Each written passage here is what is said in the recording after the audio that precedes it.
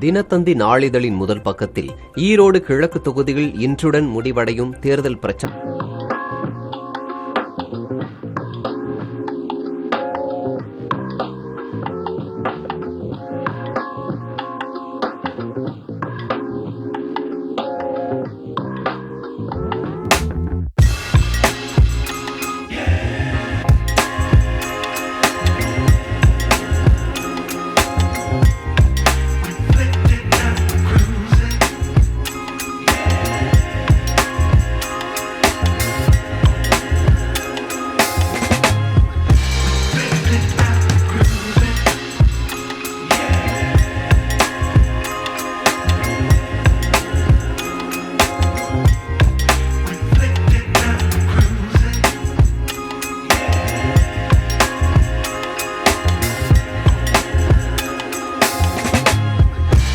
தொகுதியில் இன்றுடன் ஓய்கிறது தேர்தல் பிரச்சாரம்.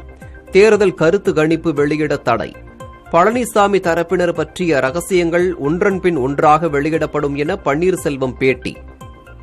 இந்திய பொருளாதாரத்தின் எழுச்சி உலக வளர்ச்சிக்கு உத்வேகம் தரும் என G20 கூட்டத்தில் பிரதமர் மோடி நம்பிக்கை ஆகிய செய்திகள் இடம்பெற்றுள்ளன. தி இந்து ஆங்கில நாளிதழின் முதல் பக்கத்தில் பெண்களுக்கு மாதவிடாய் விடுமுறை வழங்குவது தொடர்பாக மத்திய அரசுதான் முடிவை எடுக்க வேண்டும் என உச்சநீதிமன்றம் கருத்து. காங்கிரஸ் செயற்குழு உறுப்பினர்களை தேர்வு செய்ய தேர்தல் நடைபெறாது என அறிவிப்பு. 8 ஓரங்குட்டான் குரங்குகளை சென்னை வழியாக கடத்த முயன்ற 4 காவலர்கள் பணியிடை நீக்கம். பன்னீர்செல்வம், சசிகலா, டிடிவி தினகரனை மீண்டும் அதிமுகவில் இணைத்துக் கொள்ள மாட்டோம் என முன்னாள் அமைச்சர் ஜெயக்குமார் பேட்டி. அன்புஜோதி ஆசிரமத்திலிருந்து மாயமானவர்களின் புகைப்படங்கள் வெளியீடு ஆகிய செய்திகள் இடம்பெற்றுள்ளன. தி டைம்ஸ் ஆஃப் இந்தியா நாளிதழின் முதல் பக்கத்தில் வங்கி சீர்திருத்தங்கள் மீது கவனம் செலுத்த G20 நாடுகளின் நிதியமைச்சர்கள் மாநாட்டில் பிரதமர் மோடி அறிவுரை. இந்தியா தலைமையிலான G20 நாடுகள் ரஷ்யாவுக்கு வலுவான எதிர்ப்பை பதிவு செய்ய வேண்டும் என ஜெர்மனி பிரதமர் ஓலப் ஸ்கால்ஸ் வலியுறுத்தல்.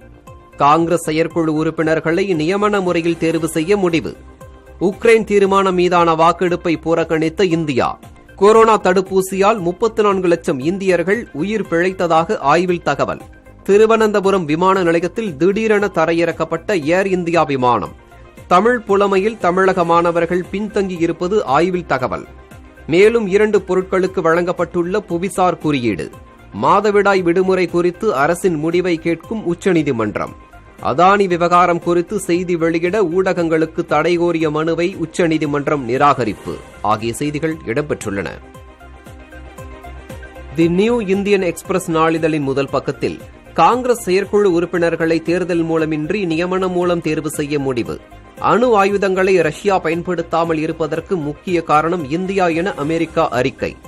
உக்ரைன் தீர்மானம் தொடர்பான வாக்கெடுப்பை புறக்கணித்த இந்தியா. காங்கிரஸ் கட்சியினர் நம்பிக்கையை இழந்துவிட்டதாக பிரதமர் நரேந்திர மோடி விமர்சனம். வனப்பகுதியில் விடுவிக்கப்பட்ட மக்னா யானை ஆகிய செய்திகள் இடம்பெற்றுள்ளன.